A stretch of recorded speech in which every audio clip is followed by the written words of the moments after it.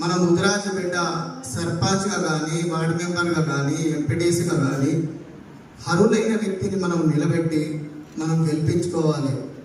ఎందుకంటే మనము రాజకీయాలలో ముందుండాలి. ఎందుకు ముందుండాలని అంటే మనం క్షత్రియులము రాజకీయాలు చేయాలి. బానిసలుగా బతకడం కాదు ఒకరి చేతుల కింద. మనము ఈ భారతదేశానికి మొట్టమొదటి విద్య నేర్పిన జాతి ఏదైనా ఉన్నది అంటే ముదిరాజ జాతి. అది మన జాతి. ఆ జాతిలో పుట్టినందుకు మనం గర్వపడాలి.